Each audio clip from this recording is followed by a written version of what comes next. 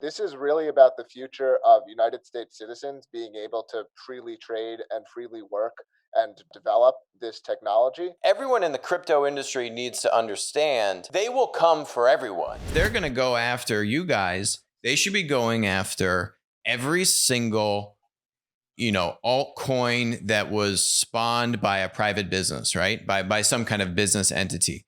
If they're going to draw that line, they should be filing thousands of suits, right? Like, how are they only at number 5? Yeah, I mean, like, yes, but also I want them to file zero. So I don't want to be like, please sue more people because I don't want other people to get hurt. I want them, I want the SEC to stop doing this.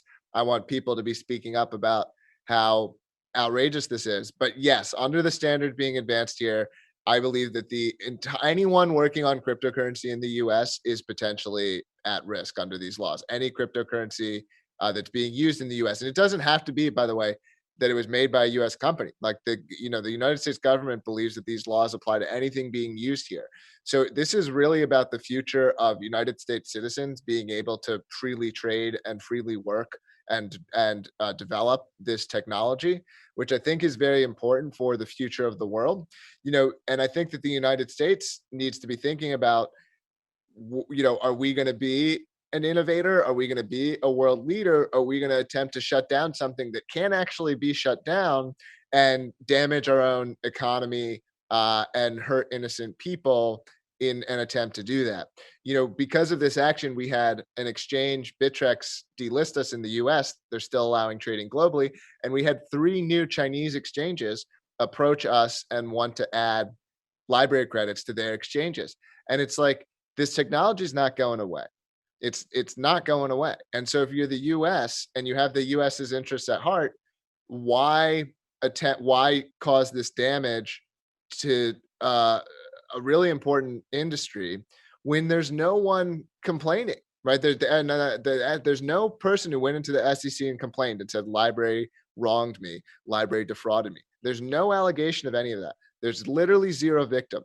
This is just the government attempting to shut down a vital industry that's creating a lot of jobs. Everyone in the crypto industry needs to understand they will come for everyone. It's just a matter of time, right? And just a matter of, probably who gets whispered in their ear to who to go after next, right? Who is the next most threatening one to the powers that be? But anyway, that's a unproven conspiracy theory, clearly. But anyway, that linkage is extremely important, and I think it's spot on that if you treat these coins as securities, even though there's no backing, there's no tie to your business, which is what a security is. I'm reading the definition. I'm not a lawyer, but I don't know, riddle me that. Then now, because you're saying that very common sense stuff, if LBRY does well, the coin should appreciate. Yeah, it should. Well, I don't even want to say that. We've tried to. I think it's tough to dispute the logic of that, but we try to not even say things like that. We tried to be very conservative and say, like, look, the price is the price. You buy it because you want to use it because it's useful to you today, and that's the only reason that you should buy it. And so we've been so conservative in that regard. No, I know you have, but I'm reading this case, and I was like, where did they get this information? I mean, because this was going back for years. I was like, did some disgruntled employee leave and go complain to the SEC? But then it makes sense if you're saying that you have been in back and forth with them for 3 years. Because I was reading this, I was like, wait, how did they get all this information? We originally got subpoenaed in May of 2018, and we've been compliant the entire time. We haven't tried to hide anything. The information in the case, they didn't have to do digging. And so I will say, this is the sort of less conspiratorial, although this job is definitely turning me into a conspiracy theorist because it's very difficult to put all of these pieces together. Like, it doesn't make sense. But the least conspiratorial explanation I've been able to come up with is that they're extremely lazy. And so they are, you have the SEC head who maybe does have this desire to damage cryptocurrencies. And he says, go out and produce enforcements. And then you have the sort of SEC rank and file. And why do hard work to catch a bad guy or shadier guy, who's setting up the multiple companies and who doesn't have a public spreadsheet that you can download of everything that's being done, when you can go after LBRY and it's like shooting fish in a barrel? Because if your standard is everything's a cryptocurrency and your job is to bust people and you can bust any cryptocurrency, maybe you go after the one that's the most honest and the most transparent. As a fellow founder to another, I feel for you. I can only imagine what it's been like fighting something like this for 3 years. You guys raised VC money in